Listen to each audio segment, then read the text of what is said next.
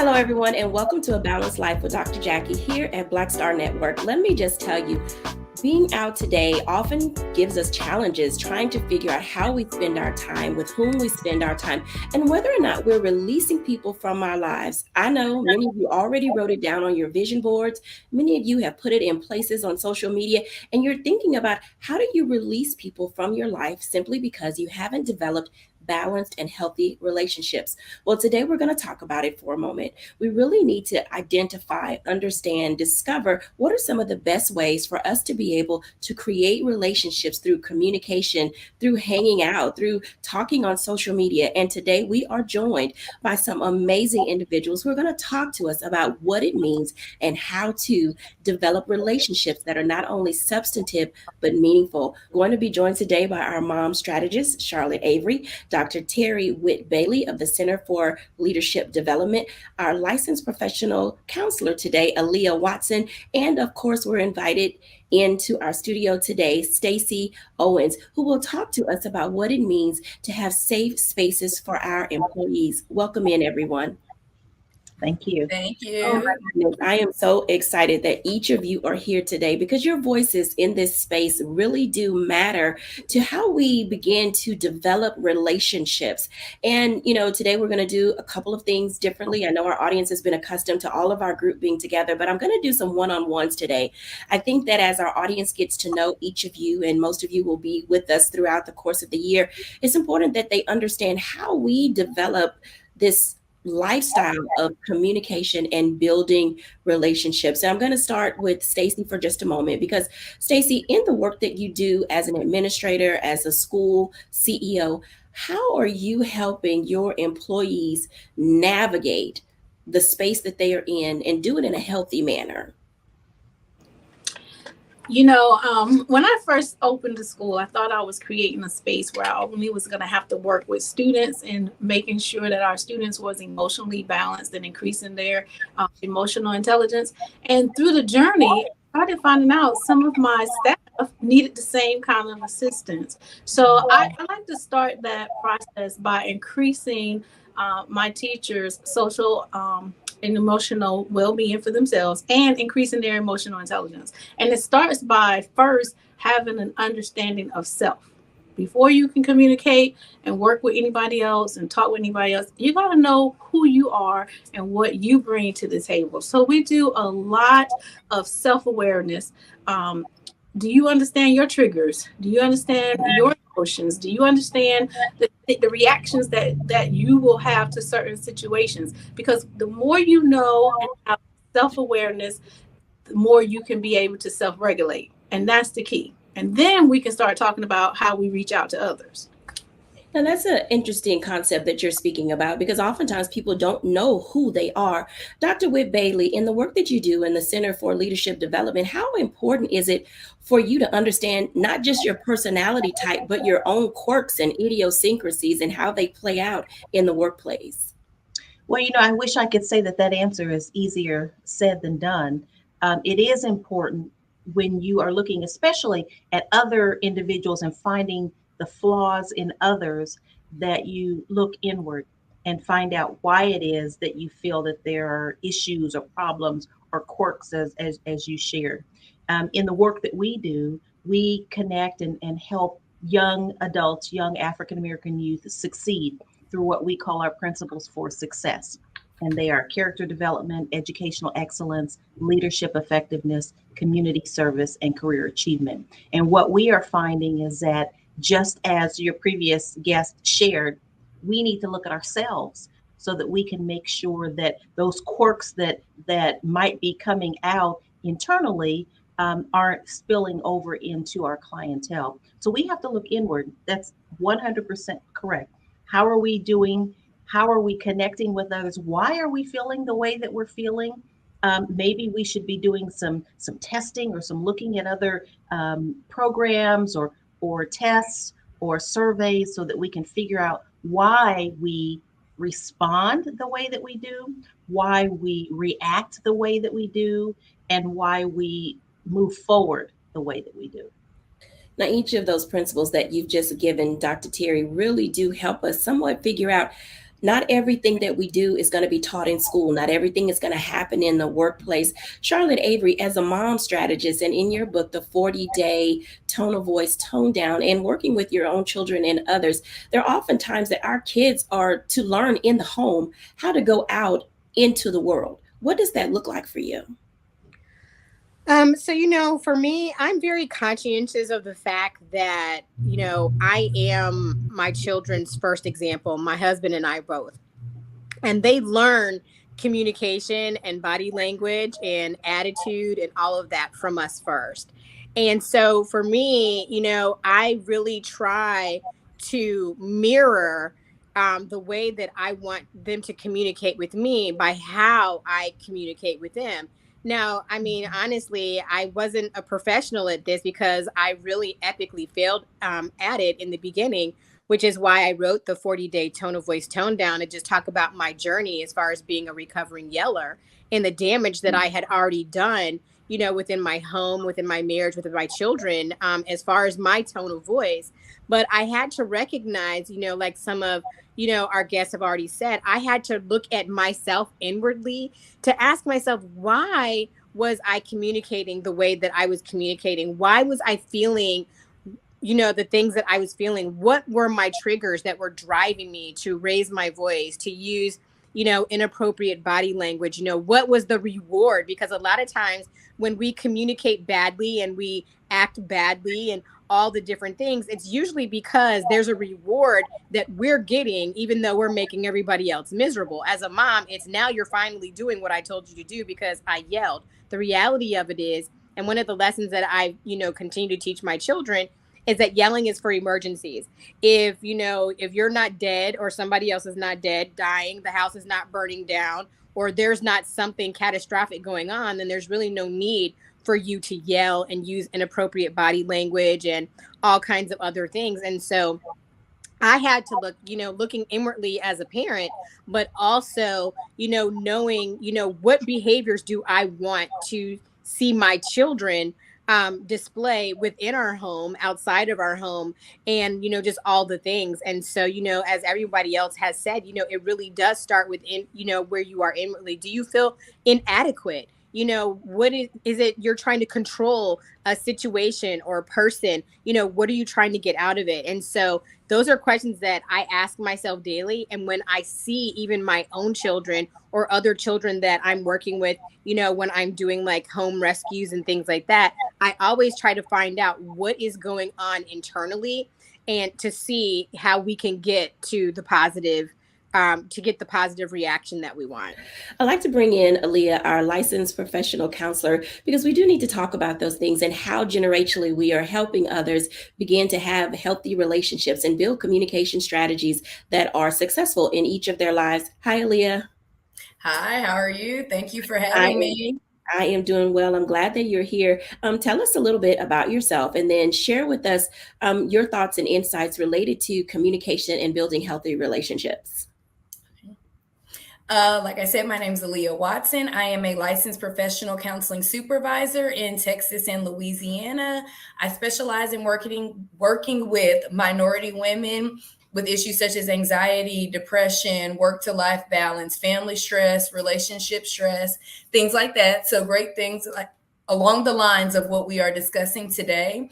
What I would say is important is, again, assertive communication for us to be able to develop those friendships, those relationships, or even those intimate relationships. It's going to be being able to communicate your needs and also being able to communicate with your partner, friend, or family member whenever you're unclear on something. And also just having a general level of mutual respect for that person, because I think that also makes a good environment for assertive communication if there is that understanding of mutual respect.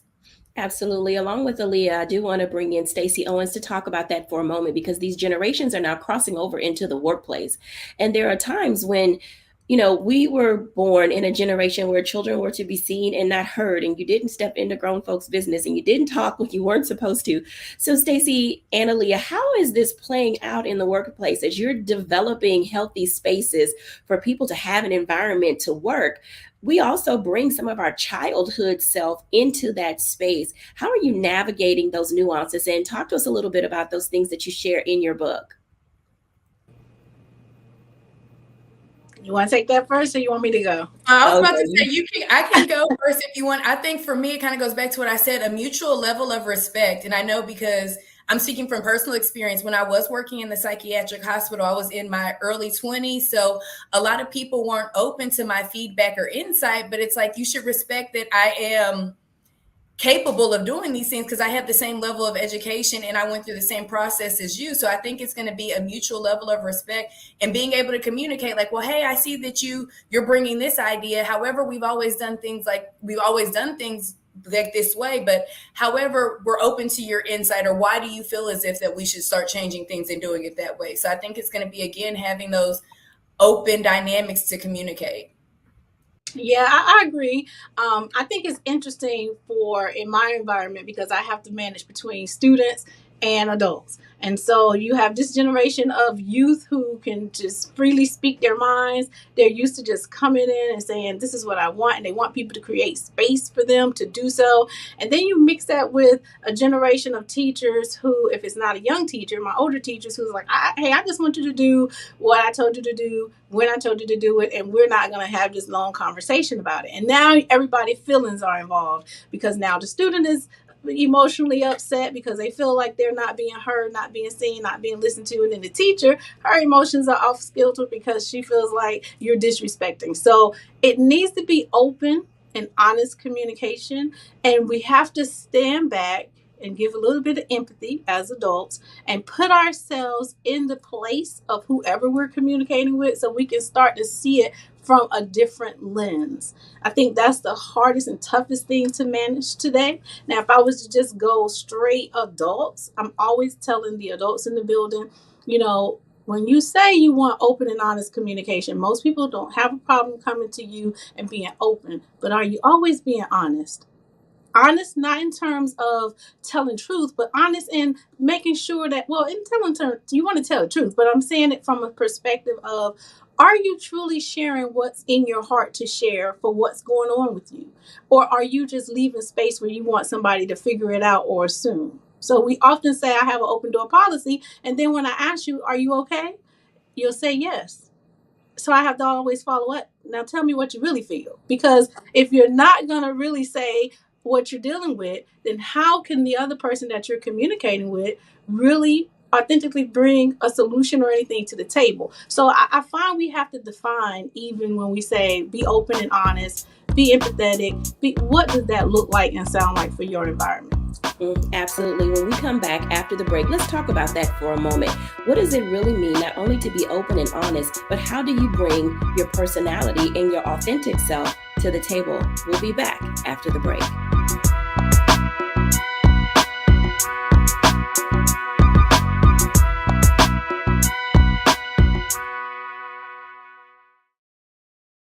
Black Star Network is here. Oh, no punch! I'm real revolutionary right now. Thank you for being the voice of Black America. All momentum we have now, we have to keep this going. The video looks phenomenal. See, there's a difference between Black Star Network and Black-owned media and something like CNN. You can't be Black-owned media and be scared. It's time to be smart. Bring your eyeballs home. You dig?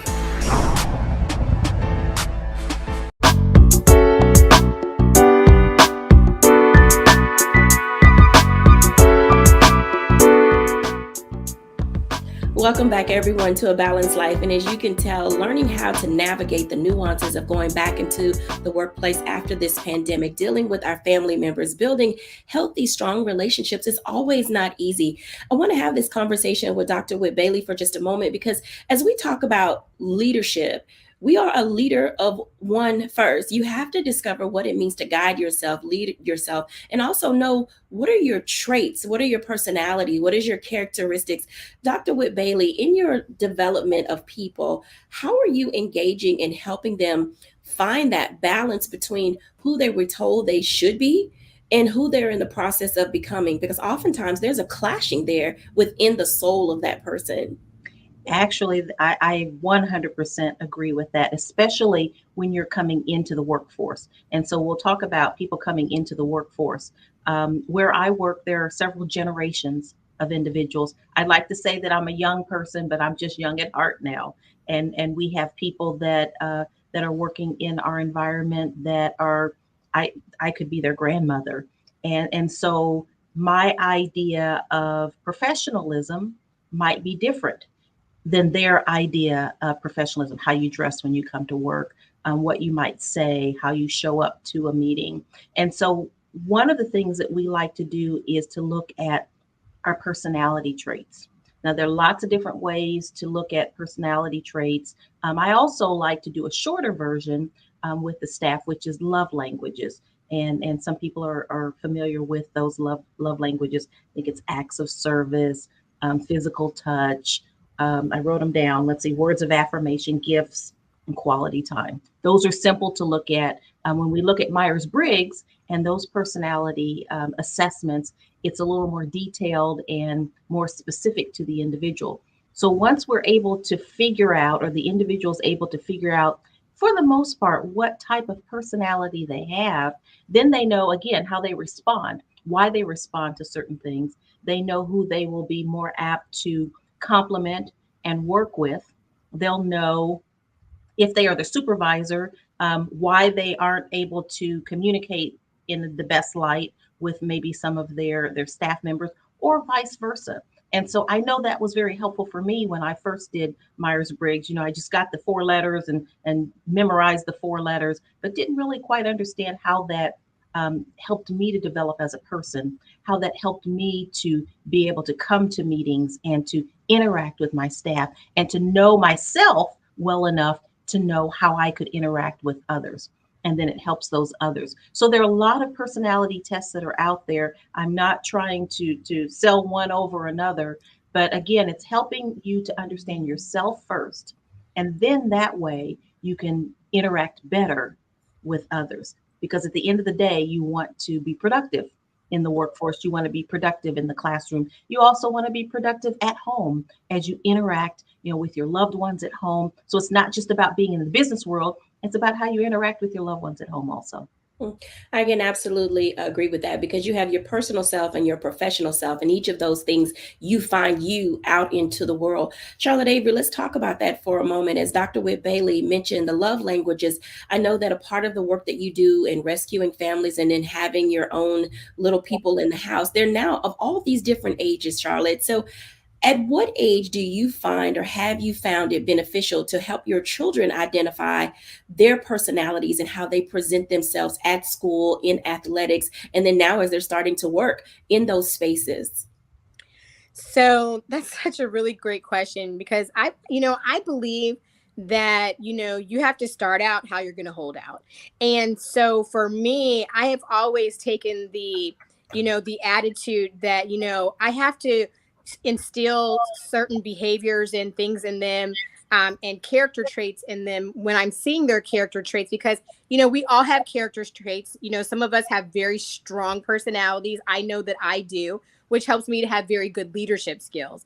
And so even when I'm dealing with my children who are very highly spirited and, things of that nature, I always say, okay, these are really great leadership skills. How can we, guide that particular strong will, when it comes to being a good leader in our home?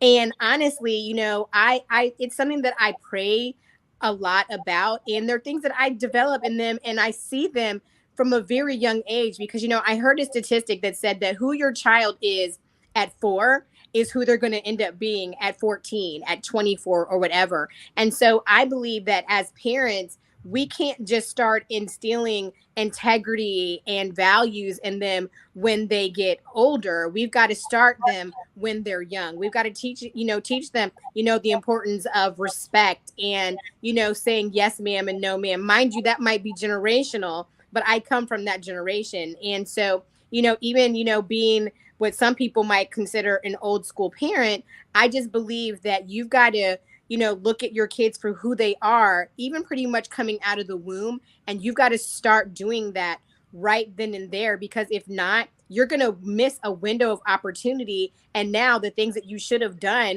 and lessons that you should have taught your children when they were little people, now you're trying to, instill those things in them when they're teenagers. And by then, they're like doing their own thing. they're either listening to you or not listening to you. And like, I think like Stacy was saying, and talking about respect, I believe that, I'm not too old to learn anything from my children. That is one of the biggest lessons that I learned in writing the 40-day tone of voice tone down, is that, even as an older people, we all need to be teachable. And just like our family psychologist friend who's with us, we really need to be able to respect people where they are, knowing that we can learn. We can learn from a 2-year-old. We can learn from a 4-year-old, a 14-year-old, a 20-year-old, or whatever. And it doesn't make us, any less unimportant, but it does make us it does help us to be teachable, and it helps us to learn their world. And so I just really think that it's important to start when they're very, very, very young. You bring up a good question as it relates to beliefs and values. And I want to ask Aaliyah this question, if she can come on in, because sometimes people have a difficult time discerning the difference between their values, their beliefs, where they're going to hang their hat on how they function in life. Because we've been taught so many things that often, if you were raised by someone who was born in the 1940s, you have a different value system versus someone raised by someone that was born in the 60s and the 70s. And then now children, of the 80s are having their own kids. What does that look like in terms of this common thread of growth and development and building healthy relationships? Mutual respect, you mentioned, was important, but are there other things that people can put into their toolkit to have balanced, healthy relationships? I think a big thing is going to be either educating yourself or also being open to other perspectives. And I think that kind of goes with the respect thing, but I think it's going to be being open to know that not everybody's from the same background as you. Not everybody has the same morals as you, but being open to that other people have been able to be successful and thrive in this world without doing things the exact same way that you've done. So being open to the fact that people can do things differently and it can still be effective. So part 2 to that question, what role does judgment, I'm going to ask Aaliyah first, and then I'm going to go up the line. What role does judgment play in ineffective communication? I would say huge.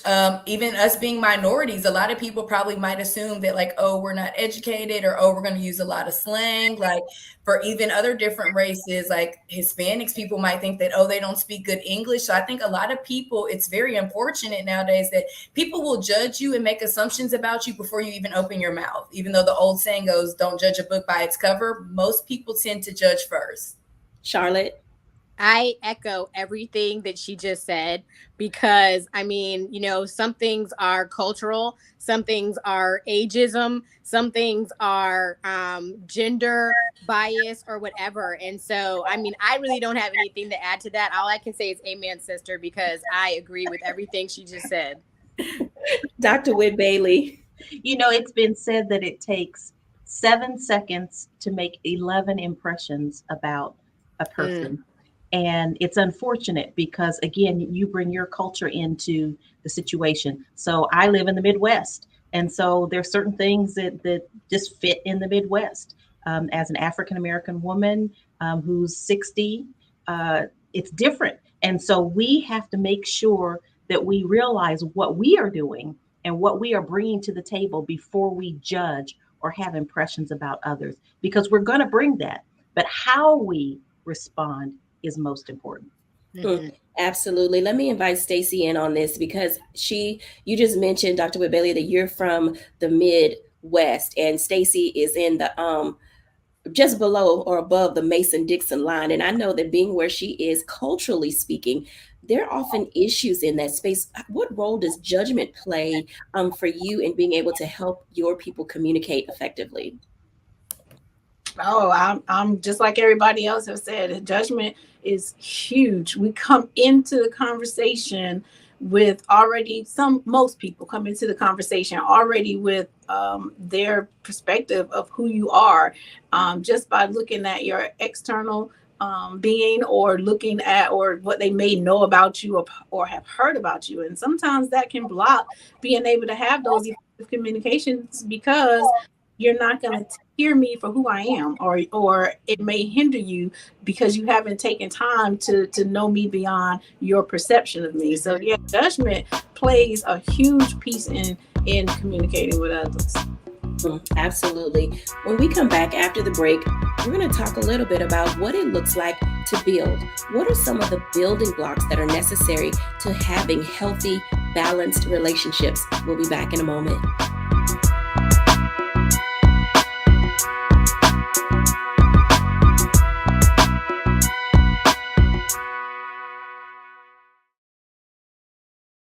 Don't you think it's time to get wealthy? I'm Deborah Owens, America's Wealth Coach, and my new show on the Black Star Network focuses on the things your financial advisor or bank isn't telling you. So watch Get Wealthy on the Black Star Network.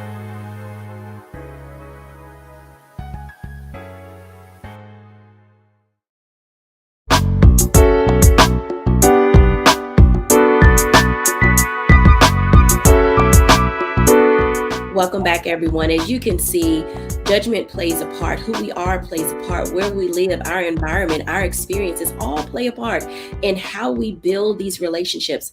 So let's talk about that for a moment. What are some of the tips and tools that we can share with you? Things that we have gleaned. So this is where I'm asking everybody to be open, honest, and transparent, as we talked about in our earlier blocks, because we've all been through some things. And we've learned how to not only just remove people from our lives, but how do we keep the people that we hold dear? Those relationships that we have truly harnessed the power of what friendship looks like. Welcome in, everybody, because I'm going to do a round robin with this particular block, because we all have friendships that have lasted a long time. Let's start with Dr. Whit Bailey first. What is your longest standing relationship, and how do you keep that cultivated? Oh, wow. You would start with me. Um, well, I would have to say, I would say my longest relationship is with my mother, and that really is the longest relationship. As some of your viewers know, I lost my husband last year. We were married for 30 years, and so I would have said that would have been the longest, deepest relationship. But my mother has always been there, and we moved my mother here to the town where I currently live in, and she's my road dog. She's the person that is connected to me. I feel most comfortable and confident in talking to her because she knows me. I know her. We trust each other. And so it's not a cop out answer. That is my answer. And then I have childhood friends that, as you look at your levels of friendships and the length of time, you have different types of relationships with different people. And some people you share certain things with, some people you do certain things with, but that longest relationship obviously is with my mother. Absolutely. Aaliyah? I would say my mother, but she just did. I would say my longest relationship is my current best friend. We met our freshman year of college, so it's been about 17 years. Absolutely. How do you keep that relationship alive as you're growing through stages of being a millennial? I know I feel like I sound so redundant when I say this. I think it's communication. It's a lot of communication of what are your needs right now in the friendship? What are you doing? We talk a lot about goals, kind of what of our seasons that like the seasons that we're in, if we're focused on business, if we're focused on like relationships, trying to have fun and how I can be a supportive friend during that season. And also what type of support I would want from you during that season. If it's, I need to call you every day, or actually I'm really focused on work, so I might only hear from you once a week. I think that it's okay to say communication, communication, communication, because in real estate, we always say location, location, location. And so sometimes the answer is the answer. No matter how many times you say it, it's what you do in it. Because as you just stated, there are different forms of communication, different seasons in life. And I recently saw a meme that said some people are assigned to you and some people are attached to you. And I think that in each of our growing seasons, we're learning the difference in what that looks like. Charlotte Avery? My longest relationship that I've had since elementary school. And then outside of that relationship, I have other relationships that I developed in college and just through my 20s.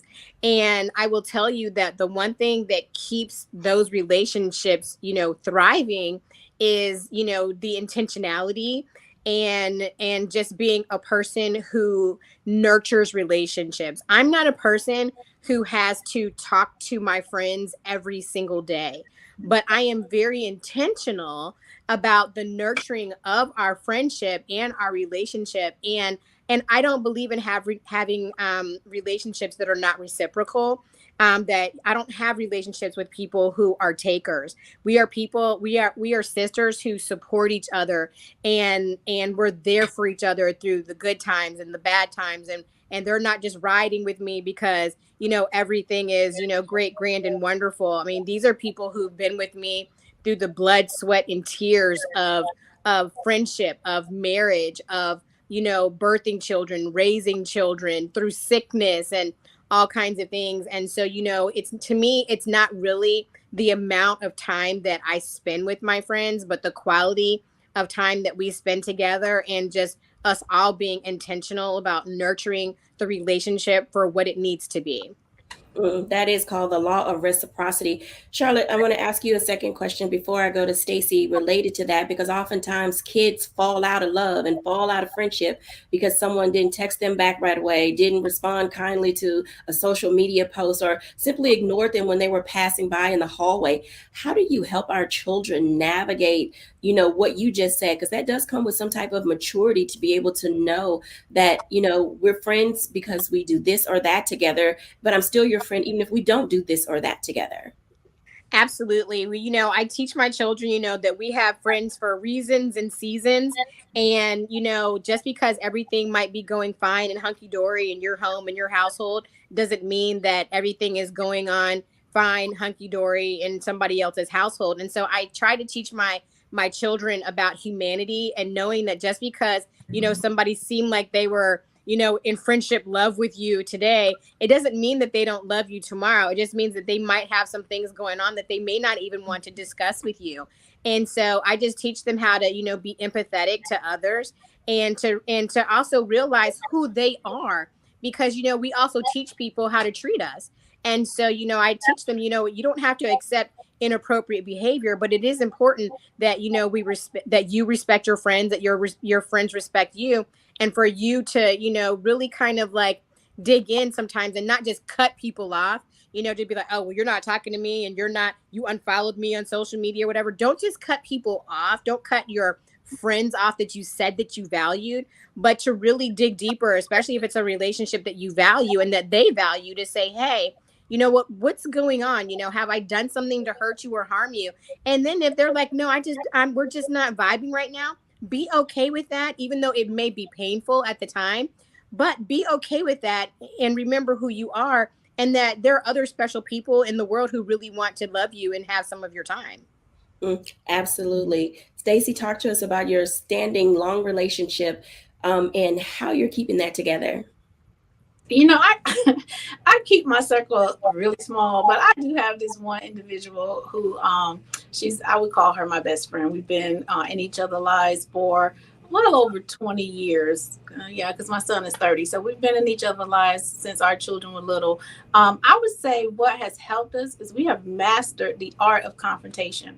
A lot of people look at confronting or confrontation as being negative, and associated to stress and having to be a disagreement. But if you can learn to put like a positive spin on it and just say that, look at confrontation from a perspective of having the strength and the ability to confront an issue, to talk about an issue, to bring an issue to the table, that allows us to keep each other in check. So if she see me out of pocket or too far to the left, she does not mind telling me. And same for her. If I see her doing something or going too far to one side, we bring each other back to center. Over the years, we have built trust in each other to be able to do that, because you don't want to surround yourself with, just yes people, or people who just in your circle just to say the things that are comfortable for you to hear. That person that you have associated yourself with for a long time should be able to tell you the good, bad, ugly, and different, and you should be able to get up the next day and keep going. Absolutely. Some of the things that you all are saying make a lot of sense. And oftentimes we run away from common sense thinking and acting and behavior because we don't know how to deal with those things. When we come back after the break, I want to talk about that for a moment. Now, when I was a Girl Scout, I learned this simple thing: make new friends and keep the old. One is silver and the other is gold. And oftentimes we don't know how to let go. When we come back after the break.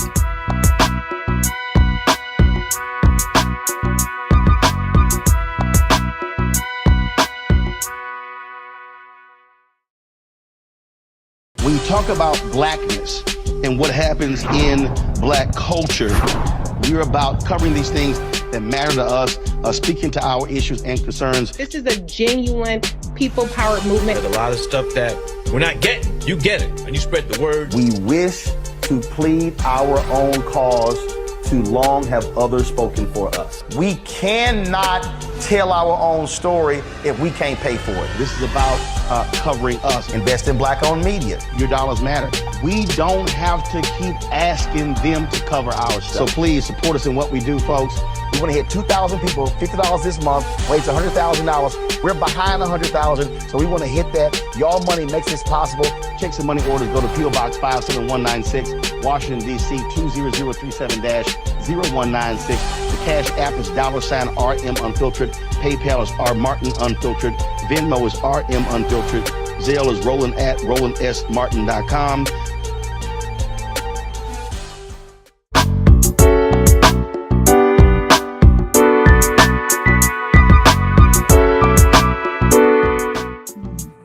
Welcome back, everyone, to A Balanced Life. And as you can tell, communication, healthy, open, honest dialogue, being able to confront people, even if they're your friend group, and knowing when to let people be in their space so that they can come into their own season are all very important things in life. But as we talk about these things, there are some things that we are not very comfortable with, and that's allowing people to grow. Allowing people to move on to their own divine good and find their space in the world, and then discovering whether or not we can still be friends as they are maturing. Now, I have to say, there are going to be people in our lives that we truly need to release. I mean, like release and let them go like forever. But then there's some people we want to hold on to, but we're not often taught how to do that. And I'm going to ask Aaliyah this first, since she's our licensed professional counselor. What does a healthy relationship look like? But also, when do you know it's turning toxic? Aaliyah?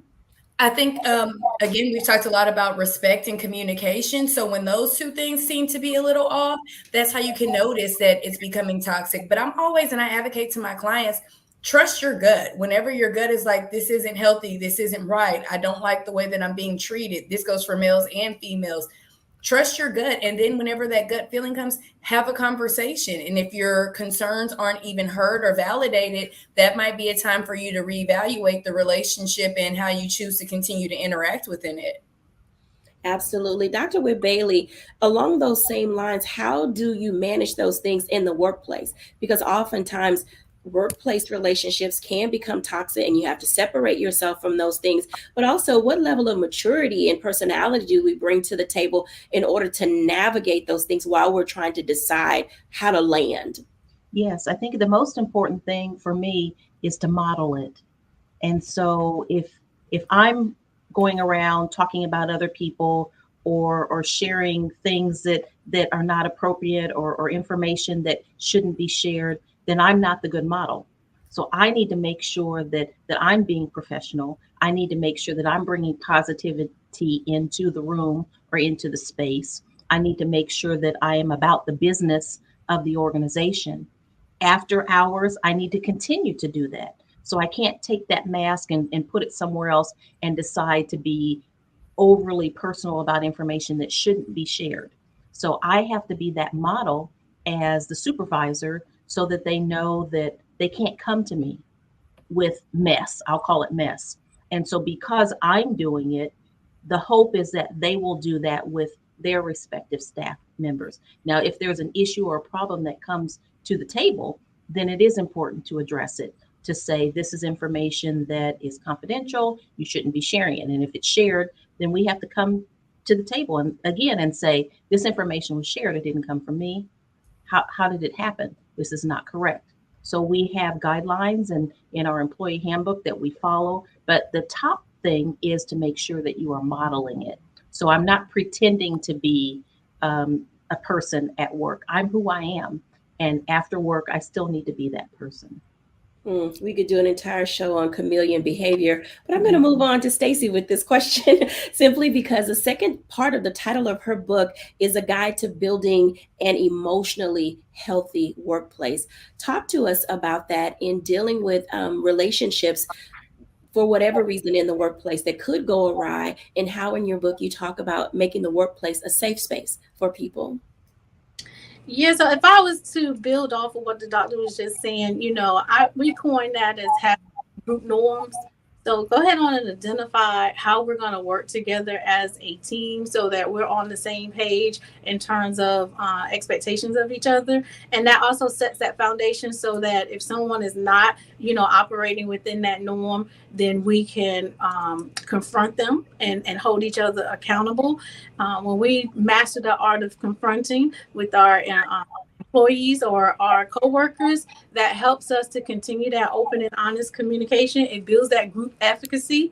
It tells us that we're working together as a team. But most important, when it comes to those emotions, I always tell staff, hey, let's not labor in our emotions. When you're in certain professions that require you to be happy, smiling all the time, working in a restaurant, teachers, whatever, you tend to come in and you put on this show or you put on this act and you act like you're one way when within you may have had an event or something that has triggered you to feel a different way. And if you're not going to communicate those inward feelings and let people know what you're really dealing with, then you create this gap between your emotional reality and your emotional labor, your acting. And in that gap is when you start having frustration, burnout, and it just makes the situation worse. So no matter which direction you go, all of this is going to always come back to, can you trust your environment enough to have the open and honest communication? And just because you communicate it, it doesn't necessarily mean it's going to change a lot in terms of changing others. So now you have to make sure that you are confident in understanding your emotional triggers, because it's the only person that's going to make you happy is you. So that's how you know when you have to let go of certain things. When you do the things that you need to do, you do the work and it's still causing some internal turmoil with you, and you have made your adjustments, then that's how you know if it's time to let go or decide, is it time for you to grow or go. Grow or go. That's a very, very good way to say that. Charlotte Avey, what say ye? Well, I'm just amening and high-fiving all of our sisters who just spoke. And one thing that I do want to say is, you have to know what your capacity is as a person. And if you've spent time with somebody who you've called your friend for a period of time, you kind of learn what their capacity is too. But here's the thing, like sometimes our capacities change. And so, as we grow, sometimes we know that it's time for us to go when our capacities for certain things start to change. And that's okay, because we have to grow as individuals and they have to grow. And sometimes what I have experienced in some of my lasting relationships is I've had relationships with people who we needed time to go away from each other so that we could grow and then come back and still have healthy, strong relationships. And we're better for it even now in our, in the, where we are in our stage of life and relationship right now. And so I just think, you really have to know what your capacity is. And, the Bible says, a person who wants to have friends shows themselves friendly. So for me, once you start showing yourselves not to be a friendly person, and not to be a loving and kind person, not to be somebody who finds value in me, because I already know my value. I know that I'm great and wonderful. That's great. And I don't really need somebody to validate that in me, because validation is for parking. So I don't need anybody to park that for me. But what I do need for people to do is to respect me and understand my value. Now, at the point that my value is not significant to you, then it is time for me to go. And that's okay. And I'm all right with that. So in the last time that we have together, I would like if you would either give a tip or a challenge to the audience as it relates to building healthy relationships. I'll start with Aaliyah. What would you challenge or leave our audience with something to do moving forward in building healthy, balanced relationships? I would say communication but I'm gonna switch it up this time because I've been saying communication a lot. I would say prioritize yourself and your needs, because a lot of times we want to be there and be such a good friend, such a good employer or family member that we kind of leave our own glass empty because we're so busy trying to fill everybody else. So I would say make sure that you're prioritizing self-care and your needs in every season of life. Absolutely. Stacy? Yeah, I was going to go with that self-awareness. Spend some time understanding what triggers you, what's your emotional stance on different things, and then understanding how you can I tell people when we talk about the T, knowing your triggers, emotions, and your actions. You do that work not so that you're expecting to change somebody else that you're about to communicate with or about to interact with, but more so that if I see this trigger coming, if I see that you're about to do something that's going to trigger me and I normally get mad or I normally react like this, now that I know my reactions, I see it coming, I can regulate myself and change and do something different so that I can still be able to interact with you. So it's all about self-work, finding out what you need for you. Absolutely. Charlotte Avery? I would also say those same things, but I would also, challenge people, even myself, to be a better listener more than I'm talking.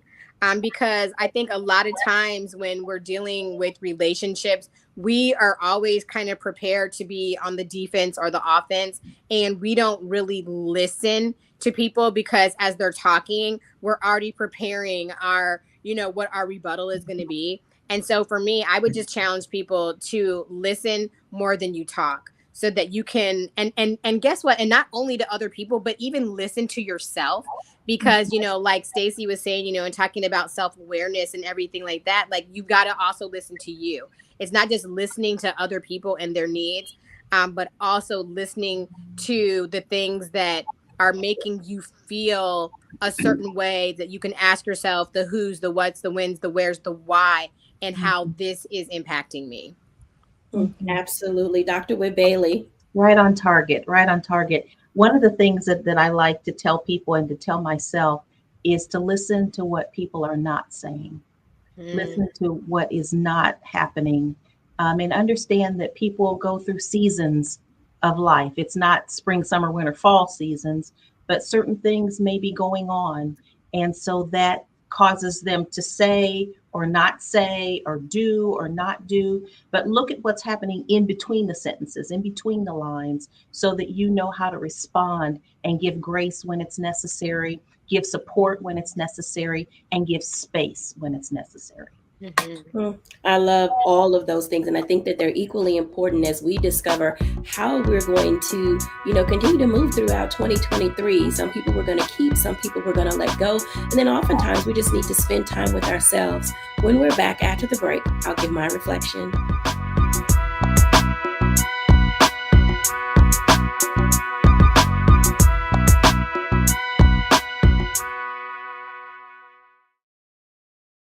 Hatred on the streets, a horrific scene, a white nationalist rally that descended into deadly violence. White people are losing their damn minds.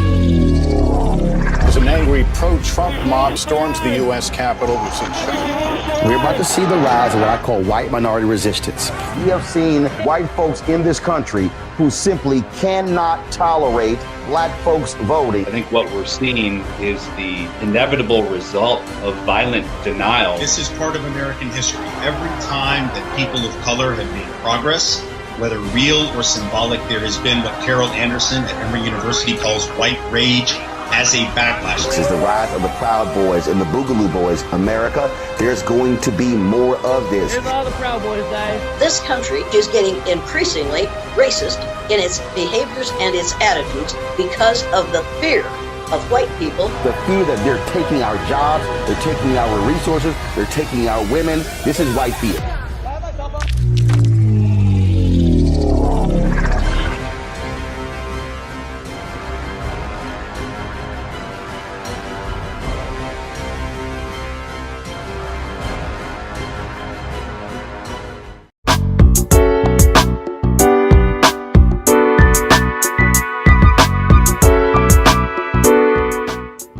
Welcome back, everyone, to A Balanced Life. And as you can tell, there's so many dynamics and components and moving parts to building healthy, strong, lasting, balanced relationships.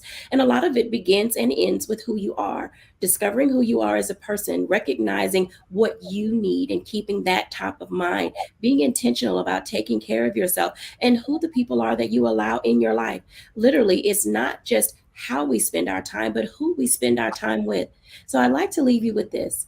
It's important that you discover and become comfortable with spending time with you. You are the best advocate for yourself. You're the most key component to everything that happens in your life. So oftentimes we have to move from that space of just going along to get along and being able to say that I am comfortable not only in my own skin, but I don't have to be a chameleon to please other people.